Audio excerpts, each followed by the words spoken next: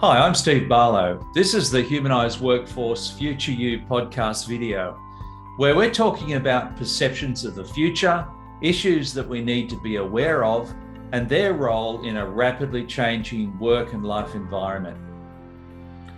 Hi, I'm Craig Saffin. The Humanised Workforce Future You podcast series is focused on the key factors evolving to create a more humanised workforce and how people from all walks of life are creating their future selves.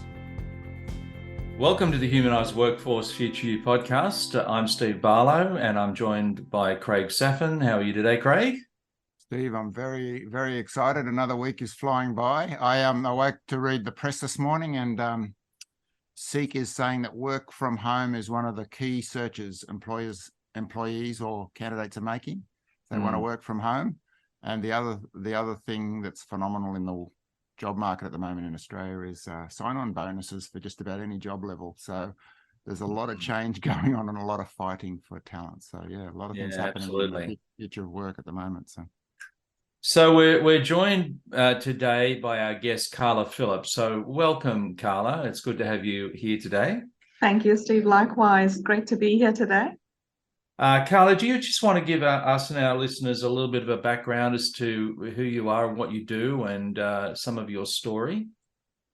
Sure. I call myself a learning and development professional. Started on this journey about 20 years ago. Initially, obviously, from an Indian background, I had my first learning and development franchisee company that I started called Z Education. Before that, I was a teacher, a high school teacher for about 6 years, helping kids from migrant families whose mums and dads were overseas in India, and they were in a boarding school. So my passion for education came about being a high school teacher, and then I got into adult education. From India, I moved on to Dubai, where I started getting into technical training and professional development training for employees and staff of organizations in Dubai. And then from there, leaned on to migrating to Australia. Worked so far in 2 companies in Australia. One was a company that was doing professional development workshops for the top BRW 500 companies. And then I joined BSI Leaning in 2012. And the journey with BSI Leaning has been amazing. Starting from a national training and assessment manager to then becoming the first female director on the board of BSI Learning in 2018, and then took off the chief operations officer role recently. And the journey with BSI Learning is very purposeful because we take education to the disadvantaged. We take education to people who have lower abilities than the normal population. That's something we work with. We also take executive education seriously and creating good leaders, encouraging more women on boards and in business and entrepreneurs. We also look at inmate education in prisons. So it's quite a diverse portfolio that I get to work with, and it's almost very satisfying to finish every day to see that you've done some meaningful work using education to change lives. Our vision is quite powerful, changing 1 million lives by 2030, and how we break that down into every year, into every month, into every week drives us and my team and the company to actually achieve that. That's a little bit about me. Wow, that is amazing, isn't it? Wow, that's fantastic. So there's a couple of things in there that are that have just grabbed me. I think, firstly, 20 years or so in education, both at a young person's level and also a professional, and also across many socioeconomic and demographics. So what do you think over that period of time? This is probably a very, very difficult question, actually, but what do you think has stood out to you as far as changing in the training and development space in that 20 years? I think for me, it started off being very institutional and academic and very, qualification based. So 20 years ago, people were all about Can I get my master's or bachelor's degree and my PhD? I'll finish from this university, etc. Because that kind of held the credentials. And along the learning journey, we've now come to a position where how can we have different modalities? How can we cater to different learning styles? How can we cater to micro-credentials, just-in-time learning? And if you see employers are looking for people who can get skilled in a month, in 2 months, in 3 months before they can actually start employment, because no longer can employers wait for a year for someone to actually learn how to do their jobs. So how we actually design learning at the moment has completely changed from a stock standard qualification and university degree that used to be out there that everyone used to do, to much more customized, contextualized, targeted learning that kind of almost breaks into skill sets someone actually needs. But it's also become more practical. If I actually attend this week today, how am I going to replicate that in my workplace next week? And that's how return on investment employers want to see. And that's kind of driving the education and learning market as well. It's not about the long term and the levels of learning, but it's more about how can my workforce get skilled, and not only just skilled in a specialized area, but being able to cross-skill as well. There are some core competencies that we look at and say, yes, we need to know work health and safety, we need to know leading teams, we need to have emotional intelligence, but what else can I cross-skill into? Can I manage projects? Can I manage my customer service? Can I do cybersecurity data? In addition to the core skills that I have, if the business needs me to be agile, I need to kind of cross-skill and upskill. So that's the change that I've kind of noticed. So you'll see a lot of providers going into that space of offering, micro-credentialing or skill sets or just-in-time learning, different modalities, digital learning, all the way to the classroom learning, which still needs to be, in the approach, because a lot of learners learn by collaboration. Yeah, isn't that amazing? And what you're describing there is sort of like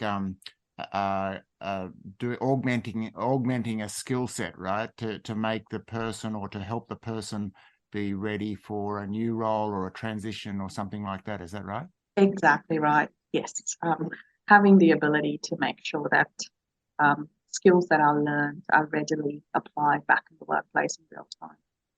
What sort of people in an organization ascertain those competencies or skills that are required for a certain job, and therefore do put those learner-centric sort of skills or augmentation programs together? Who is responsible for that in a corporate? So we normally work with two stakeholders. One is the learning and development team that exists within larger companies. Smaller companies may not have that particular role. So we come in as the learning and development partner. And that's really important to help, especially small businesses, for example. And then the business managers as well. Because if you are not able to articulate the outcome that your team actually wants or needs after the training, before we actually design the solution, we're not going to get the impact that we're talking about. So what I encourage learning and development and the business manager to kind of look at is, okay, this particular role requires these particular tasks to be done, which then requires these skill sets. Have you done a training needs analysis to ascertain where the gaps are? And if this particular person is required to do this particular role, have you also then looked at their competencies and where they need to be? And we work that backwards to say, right, this qualification or the skill set then would suit this particular person or group of people to achieve this outcome for you. And then let's now design their learning journey. Most of the time, you would say a lot of people have existing knowledge, have a lot of previous learning that they've actually done. So no one's actually going to start at point zero. No. And the beauty about vocational training is you take that into account. You kind of look at previous learning, previous experience, current experience, on-the-job learning, and then try to achieve the benchmark that's set by, the competency framework. and say, okay, how do we get this person from A to B through this particular learning? Yeah, amazing.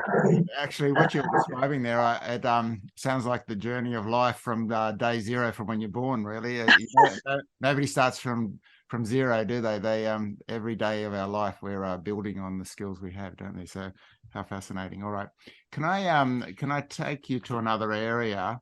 And you touched on disadvantaged and lower ability education. Can you enlighten us a little bit about that area and the types of things that you're focusing on?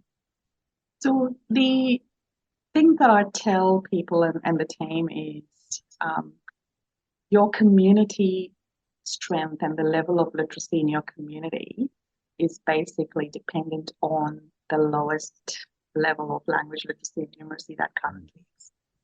Be that for a community in New South Wales or Australia nationally.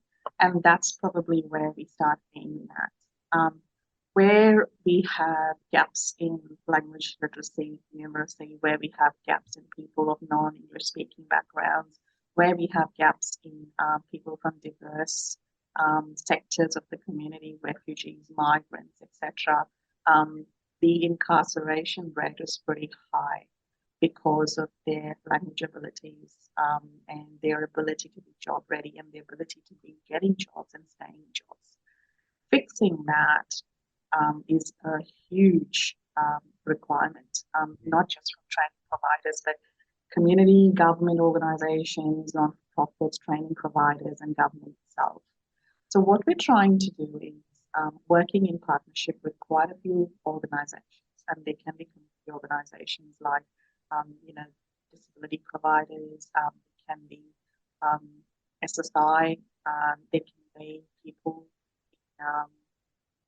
in community corrections or correction centers, and getting them to a level of language literacy is really important for them to do two things. One is pursue further education and education pathways because they've reached that benchmark level. And the secondly is to either get a job after they've done that minimum level of education. Okay. You will find a lot of people haven't actually had a great school experience, and that's the reason why they've actually left school at a very early age. And then we come into, as an adult learning education provider, it's really important to understand the difference between how children learn and how adults learn. And that's what we try and simulate and get to when we look at these cohorts. Yes. Let's use adult learning methodologies that are more engaged, retain them. There's very hands-on practical learning experiences and their level of upskilling and then using those new skills either in jobs or getting into further, higher qualifications is way better. Right. Okay. That's fantastic. So you sort of organizations like yours and collectively across the community focus on, it sounds like a very vocational focus, and also trying to raise the bar as the minimum standard. So that's fantastic.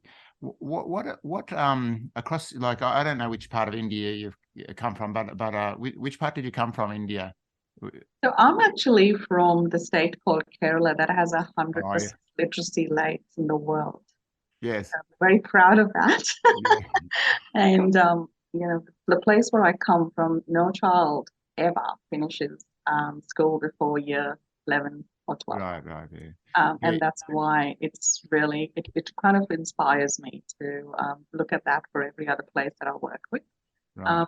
And it's quite a matriarchal society as well, and women have a lot of say in how the family runs or how the state runs, and there's a huge diversity in terms of how things are done. So yeah, proud of it may seem strange to a lot of people why I asked you that, but I know that India is so diverse actually, and each of the states can be a country in their own right, can't they? I have very fond memories of great seafood in Kerala, so the food down there is incredible. Why I was asking actually as a lead into your experience of working in that environment and then moving across to Dubai and then working in Australia, what do you think the approach is from a cultural perspective? How has that been different for you, and the approaches to education and training? You touched on one a minute ago about the minimum graduation age in Kerala, but what have you noticed the most? It's kind of started. Southeast Asia is very well known for, degrees, postgraduate degrees, doctorates, and they're very academic. And I think they're slowly beginning to realize, there's a lot of youth that come out with, masters and doctorates, but they don't have the skills to implement back in their workplace. And if you actually looked at Austrade's Future Skills Initiative, especially with India, also working with Australia and quite a few other places, Indonesia, Philippines, Singapore, Japan, China, and specifically 2 towns in India, they're starting to realize there's no standardized system that exists in these countries like Australia, where there's benchmarking of vocational qualifications, which means if I actually see someone that's graduated from BSI Learning with a certificate in hospitality, I have 100% confidence in this person to know they know how to handle food, they know how to run their, Gloria Jean store, they can manage their finances, and they can manage their teams. And that's how much trust these countries actually have in Australian qualifications. So playing that to our advantage, obviously in more than a lot of roadshows, you'll see that India specifically with the new free trade agreements coming to the party in recognizing Australian qualifications. Yes. And this whole globalization of certifications and benchmarking is actually the future of education. It's not going to be specifically you need an Australian qualification to be able to do this job or work here, but it's more about Indian universities or people in, Indonesia walking away with an Australian qualification and saying, I can actually even get a job at this particular hospitality venue in Indonesia that's in that 5-star rating because I've got an Australian qualification. Yeah. And that's where it's headed. You'll also find that English as a second language is no longer a problem because there are a lot of English-speaking people that aspire to do Australian qualifications. So the chances of translating your qualification into other languages, that no longer is a burden or a hurdle to taking us international.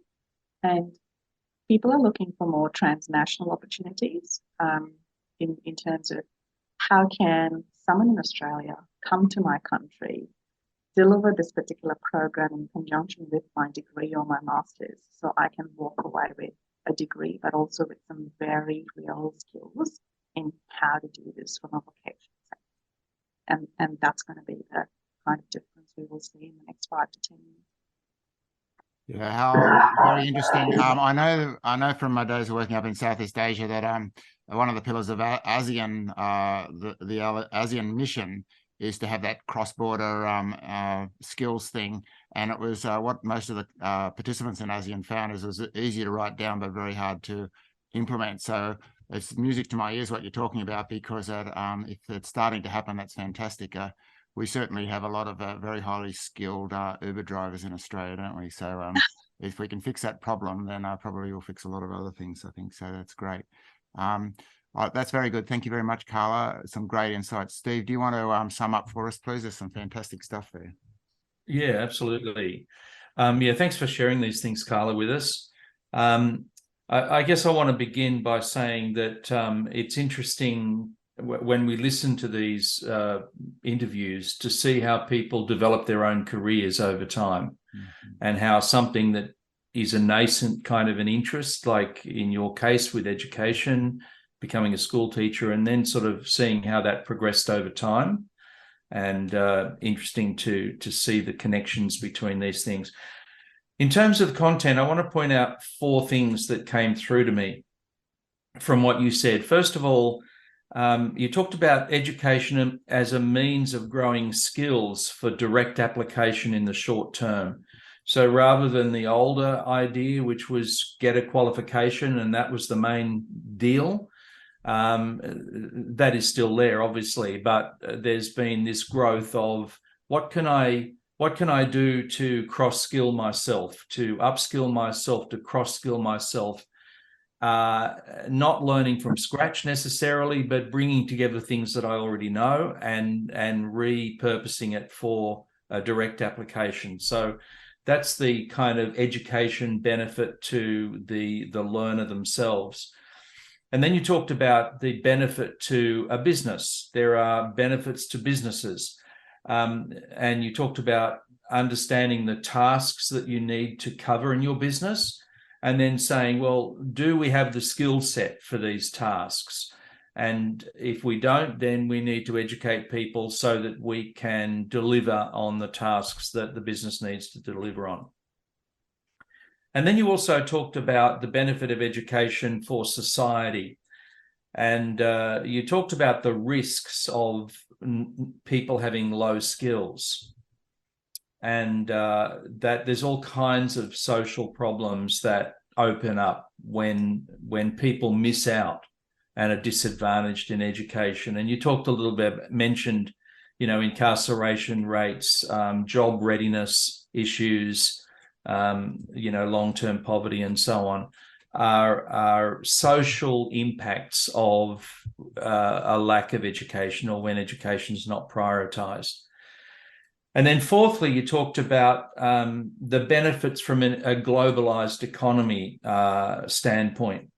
You talked about the trust in standards of quality education, that it's important that we get this right across the globe.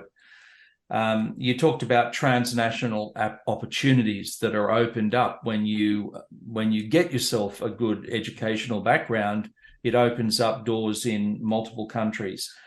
And you also talked about the English language as being as kind of a lingua franca these days for educational attainments. So yeah, it's great. You talked about all these things, benefits of education. I think it highlights the fact that we do need to keep learning. Lifelong learning is not just a statement; it's a real thing that's really important and brings benefits right across the globe. So thank you. Thank you, Steve. I couldn't have summarized that myself. It was a great job. And yes, in addition to lifelong learning, I also say continuous learning. Thanks for watching this video on Humanised Workforce Future You. Please leave a rating or review for the series on the medium where you source your videos. The transcripts for today's video can be found on craigsafan.com. Please subscribe to the series to avoid missing out on future episodes.